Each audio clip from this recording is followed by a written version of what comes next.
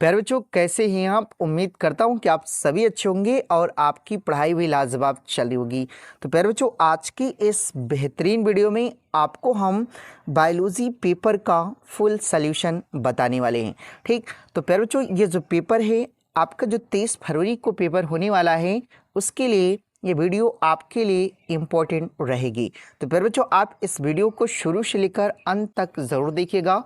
और प्यारे बच्चों, अगर आप इस वीडियो को शुरू से लेकर अंत तक अच्छे से वॉच कर लेते हैं तो इस पेपर में ऐसे बहुत सारे क्वेश्चन हैं जो आपको हूबहू पेपर में देखने को मिल जाएंगे। ठीक, तो आइए बच्चों, बिना देर किए हुए इस वीडियो को हम शुरू करते हैं। तो देखिए बच्चों, जो आपका ये प्रश्न पत्र शुरू होता है बहुविकल्पी प्रश्न से। ठीक, और देखिए इसमें जो पहला प्यारे बच्चों बहुविकल्पी प्रश्न दिया है कि सही विकल्प चुनकर अपनी उत्तर पुस्तिका में लिखिए। ठीक, तो देखिए पहला क्या दिया है कि आवृतबीजी के भ्रूणपोष हैं। तो भ्रूणपोष हैं, तो देखिए 4 ऑप्शन दिया गया है। पहला अगुणित, दूसरा द्विगुणित, तीसरा दिया त्रिगुणित और चौथा दिया है चौगुणित। ठीक, तो इसमें फिर बच्चों देखिए आवृतबीजी के जो भ्रूणपोष होते हैं कौन से होते हैं? होता है त्रिगुणित। ठीक, तो ये आपका ऑप्शन नंबर तीसरा सही हो जाएगा। ठीक, उसके बाद देखिए अगला नंबर खा दिया है कि मेंडल के एकल संकर क्रॉस में मटर के लंबे और बौने पौधों का फिनोटाइप अनुपात होता है। तो कितना होता है प्यारे बच्चों? तो 4 देखिए 4 ऑप्शन दिया है। 3:1, 1:3, 1:2:1, 1:1:2। ठीक, तो इसमें कौन सा सही हो जाएगा प्यारे बच्चों? आपका ये जो पहला ऑप्शन है सही हो जाएगा। ठीक, उसके आगे देखते हैं प्यारे बच्चों। देखिए अगला प्रश्न दिया है कि टाइफाइड के रोगजनक का नाम। तो टाइफाइड के रोगजनक का नाम, तो देखिए इसमें प्यारे बच्चों आपका कौन सा सही हो जाएगा? आपका ये दूसरा ऑप्शन है सैल्मोनेला। ठीक, ये आपका क्या हो जाएगा? सही हो जाएगा। ठीक, उसके बाद देखिए घ नंबर दिया कि निम्नलिखित में से कौन सा लक्षण मरुस्थली पौधे का नहीं है। ठीक, तो देखिए पहला दिया है कि पत्ती की सतह पर मोटी उपत्वचा होती है। दूसरा दिया है कि रंध्र गहरे गर्त में व्यवस्थित होते हैं। और तीसरा ऑप्शन दिया है कि पत्तियों का कार्य तना करने लगता है। और चौथा दिया है पत्तियों पर रंध्र दोनों सतहों पर बराबर संख्या में पाए जाते हैं। ठीक, तो यानी कि जो आपका चौथा ऑप्शन है प्यारे बच्चों ये क्या हो जाएगा? सही हो जाएगा। ठीक, उसके बाद देखिए उसके बाद आता है प्यारे बच्चों आपका अति लघुत्तरी प्रश्न। ठीक, और इसमें देखिए पहला प्रश्न दिया है कि जैव विविधता क्षति के कोई 2 कारण। तो आपको क्या करना है प्यारे बच्चों? कोई 2 कारण बताने हैं। ठीक, उसके बाद देखिए ख नंबर दिया कि मानव के ट्राइसोमिक और मोनोसोमिक एकल सूत्रता स्थितियों में गुणसूत्रों की संख्या। तो आपको क्या करना है कि मानव में ट्राइसोमिक की कितनी गुणसूत्रों की संख्या होती है और मोनोसोमिक की कितनी गुणसूत्रों की संख्या होती है। तो आपको क्या करना है? बताना है। तो देखिए मानव में जो ट्राइसोमिक गुणसूत्रों की संख्या होती है वो होती है प्यारे बच्चों कितनी होती है? होती है 47। कितनी होती है? 47 होती है। और जो मोनोसोमिक होता है और इसमें जो गुणसूत्रों की संख्या होती है कितनी होती है प्यारे बच्चों? होती है 45 यानी 45। ठीक, उसके बाद देखिए अगला प्रश्न दिया है ग नंबर की दूध से दही बनाने वाले जीवाणु का नाम लिखना है। तो ये देखिए दूध से दही बनाने वाले जो जीवाणु का नाम है वो क्या होगा प्यारे बच्चों? हो जाएगा, क्या होगा? ये हो जाएगा लैक्टोवैसियस। क्या हो जाएगा प्यारे बच्चों? लैक्टोवैसियस हो जाएगा। ठीक, तो ये क्या हो जाएगा?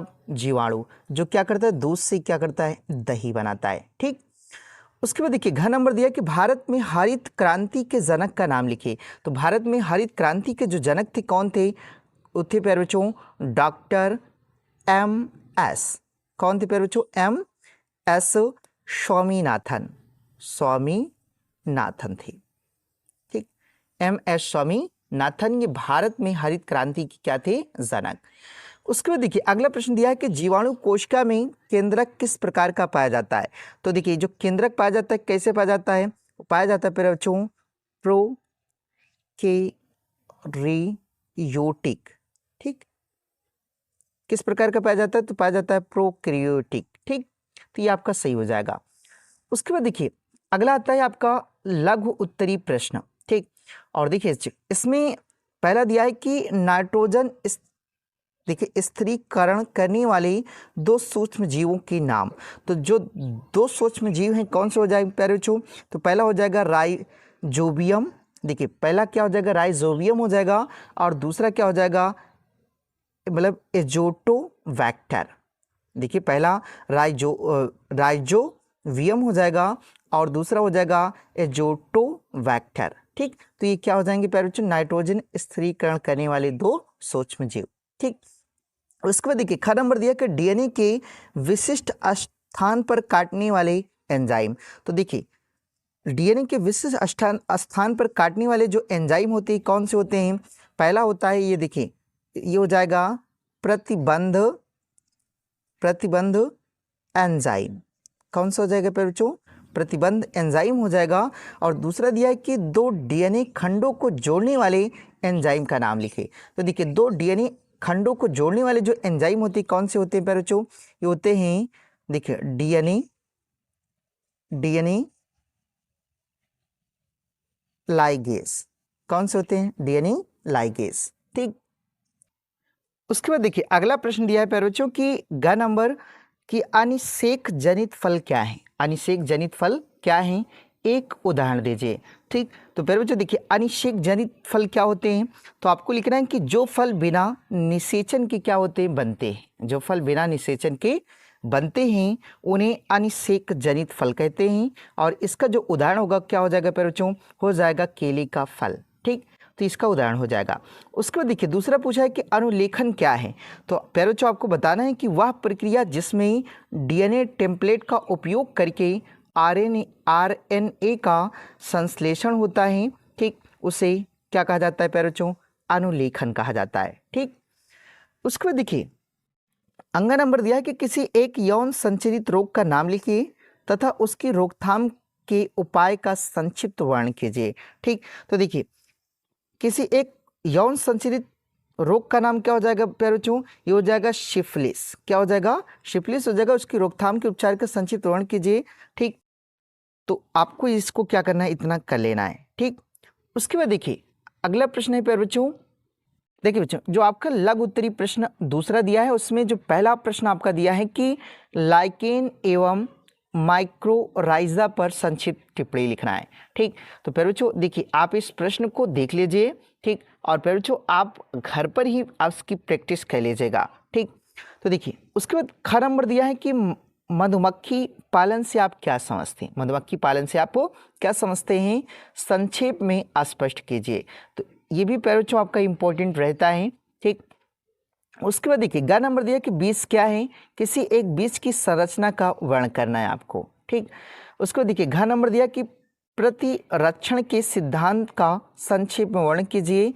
निष्क्रिय प्रतिरक्षण पर भी टिप्पणी लिखिए। ठीक, तो प्यारे बच्चों ये इसमें 4 प्रश्न दिए गए हैं और चारों को आप देख लीजिए और अच्छे से तैयार करके ही एग्जाम में जाइएगा। ठीक, उसके बाद देखिए आता है 5वां नंबर प्रश्न।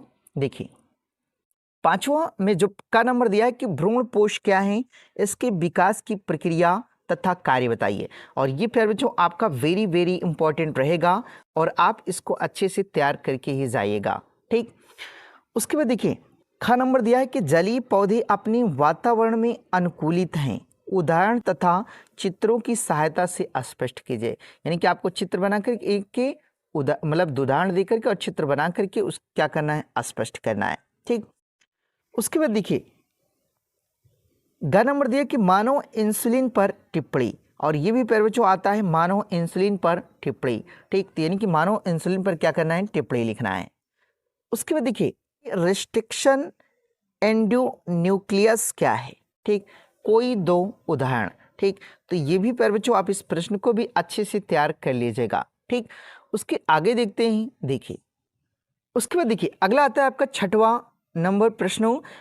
पहला प्रश्न दिया है कि मेंडल के प्रभाविता नियम का वर्णन कीजिए। और ये प्यारे बच्चों आपके बोर्ड एग्जाम के लिए जो 23 फरवरी को होने वाला है इसके लिए सबसे इंपॉर्टेंट रहेगा ये प्रश्न कि मेंडल के प्रभाविता नियम का वर्णन करना है। ठीक, उसके बाद देखिए ख नंबर दिया कि निम्न में किन्हीं 2 पर संक्षिप्त टिप्पणी लिखिए। ठीक, तो पहला दिया है कि आणविक जीव विज्ञान का केंद्रीय सिद्धांत, और दूसरा नंबर दिया है परजीविता, और तीसरा दिया है असंग, देखिए असंग जनन। ठीक, तो इसमें प्यारे बच्चों जो परजीविता और असंग जनन है ये दोनों पे टिप्पणी हर बार पूछता है। तो प्यारे बच्चों ये दोनों पर आप अच्छे से टिप्पणी याद कर लीजिएगा। ठीक, उसके बाद देखिए ग नंबर दिया है कि किण्वित पेय पदार्थ क्या है, उदाहरण सहित इसका वर्णन कीजिए। ठीक, तो ये भी प्यारे बच्चों इस प्रश्न को भी आप अच्छे से तैयार कर लीजिएगा। उसके बाद देखिए घ नंबर दिया है कि क्लोनिंग संवाहक क्या है, क्लोनिंग संवाहकों की विशेषताओं की संक्षेप में व्याख्या। तो आपको संक्षेप में इसकी क्या करना है, व्याख्या करना है। उसके बाद देखिए अगला प्रश्न दिया है आपका, अगला प्रश्न दिया है विस्तृत उत्तरी प्रश्न। ठीक, और ये जो आपका 7वां प्रश्न है बच्चों इसमें ये आपका विस्तृत उत्तरी प्रश्न होता है। तो देखिए ये जो प्रश्न पूछा है कि लिंग सहलग्न वंशागति से आप क्या समझते हैं, इसको किसी एक उदाहरण की सहायता से समझाइए। ठीक, और ये भी बच्चों आपका इंपॉर्टेंट क्वेश्चन रहेगा। ठीक, तो इस प्रश्न को भी आप अच्छे से तैयार कर लीजिएगा। उसके बाद देखिए अथवा दिया है कि मानव कल्याण में सूक्ष्म जीवों की भूमिका पर निबंध लिखना है। ठीक, तो दोनों में प्यारे बच्चों आपको एक ही करना है। तो ये प्यारे बच्चों आपका इंपॉर्टेंट रहेगा, तो आप इसको अच्छे से तैयार कर लीजिएगा। उसके बाद देखिए आता है 8वां नंबर प्रश्न कि डीएनए के अर्ध संरक्षी प्रतिकृतियन विधि का संक्षिप्त वर्णन कीजिए। ठीक, या तो ये करना है अथवा में जनसंख्या विस्फोट और इसके नियंत्रण पर निबंध। और ये भी प्यारे बच्चों आपका सबसे इंपॉर्टेंट प्रश्न रहेगा, और ये आपका वेरी इंपॉर्टेंट रहेगा, जो कि आपके बोर्ड एग्जाम में हर वर्ष पूछा जाता है कि जनसंख्या विस्फोट और इसके नियंत्रण पर निबंध। ठीक, तो इसको आप अच्छे से तैयार कर लीजिएगा। उसके बाद देखिए आपका आता है 9वां प्रश्न, जो कि आपका सबसे इंपॉर्टेंट प्रश्न है, और ये आपका अंतिम प्रश्न भी रहेगा। ठीक, तो देखिए पहला दिया है कि द्विसंकर क्रॉस को चेकर बोर्ड की सहायता से समझाइए। ठीक, और अथवा में प्यारे बच्चों दिया है कि अनुकूलन से आप क्या समझते हैं। इसमें ये जो प्यारे बच्चों ये प्रश्न है ये आपका सबसे इंपॉर्टेंट रहेगा। ठीक, कि अनुकूलन से आप क्या समझते हैं, जीवों में पाई जाने वाली विभिन्न अनुकूलताओं का उदाहरण सहित वर्णन कीजिए। ठीक, तो प्यारे बच्चों इस प्रश्न को आप अच्छे से तैयार कर लीजिएगा। ठीक, तो ये प्यारे बच्चों आपका एक पेपर रहा जिसका मैंने आपको थोड़े बहुत सॉल्यूशन बताए हैं। ठीक, और जो सॉल्यूशन प्यारे बच्चों छूट गया है आप उसको घर पर रह करके अच्छे से तैयार कर लीजिएगा। ठीक, तो आई होप बच्चों कि आपको यह वीडियो पसंद आई होगी, और अगर आपको यह वीडियो पसंद आई तो इस वीडियो को आप लाइक कर दीजिएगा, और चैनल पर अगर आप नए हैं तो इस चैनल को भी आप सब्सक्राइब कर लीजिएगा। तो मिलते हैं किसी नेक्स्ट वीडियो के साथ, तब तक के लिए जय हिंद।